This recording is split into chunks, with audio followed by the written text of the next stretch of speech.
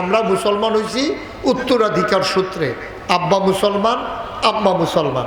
আমাদের যে হিন্দু, এগুলো উত্তরাধিকার সূত্রে হিন্দু, বুঝা শুনলে হিন্দু হয় নাই। তাদেরও আব্বা হিন্দু আম্মা হিন্দু, তো হিন্দুর ঘরে জন্ম নিলে হিন্দু, মুসলমানের ঘরে জন্ম নিলে মুসলমান।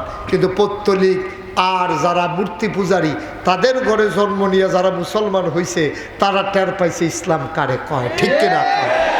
বেলাল রাদিয়াল্লাহু তাআলা আনহু, হযরত ওমর রাদিয়াল্লাহু তাআলা, ওমর রাদিয়াল্লাহু তাআলা আনহু একদিন বেলালকে ডাক দিয়েছে, বেলাল ভাই একটু এদিকে আসেন তো, আবার একটু নসিহত করেন, আমার তো ইমান দুর্বল হয়ে যায় মাঝে মাঝে, আবার একটু নসিহত করেন দেখি, আমার একটু বুঝাইয়ে বলেন যে আপনি যে ইসলাম গ্রহণ করছিলেন, আপনি একটু আপনার পিঠটা আমার একটু দেখান দেখি।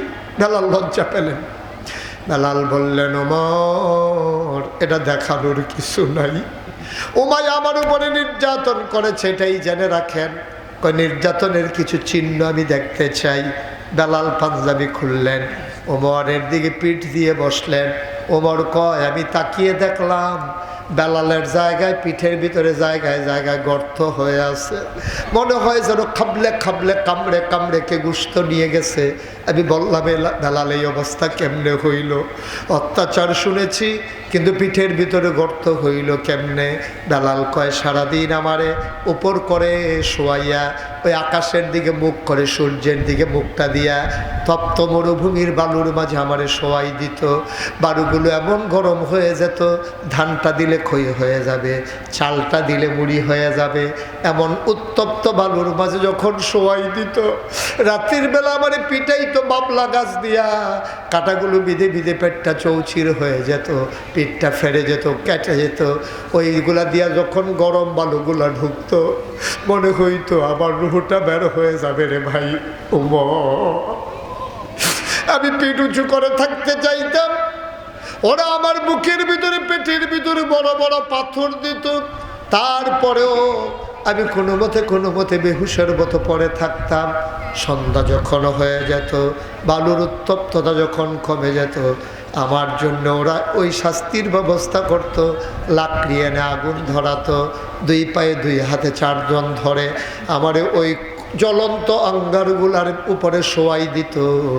আর আমি টের পাইতাম জ্বলন্ত আংরাগুলা আমার পিঠের ভিতরে চামড়া পুড়ে পুড়ে ঢুকে যেত।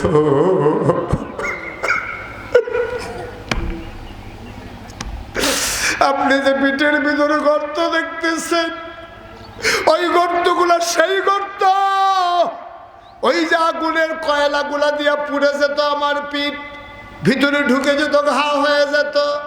পরবর্তীতে দেখতাম গর্তের মতো হয়ে গেছে। ওমর গর্তের ভিতরে হাত দিয়া দিয়া কাঁদতেন আর চিৎকার করে বলতেন, বেলাল আপনার ইসলাম আমার ইসলাম অনেক পার্থক্য। আপনি ইসলাম গ্রহণ করার পরে যেই নির্যাতন সয়েছেন, ওমর ইসলাম গ্রহণ করার পরে এত নির্যাতন শোয়া লাগে নাই। সুতরাং ওমর এক্সাম্পল দেয় বেলাল রে দিয়া। এবার আমরা যারা বাংলাদেশের মানুষ, আমরা যারা ঈশ্বরদীর মানুষ, আমরা যারা বিষ্ণুপুরের মানুষ, আমরা উদাহরণ দেব কারে দিয়া?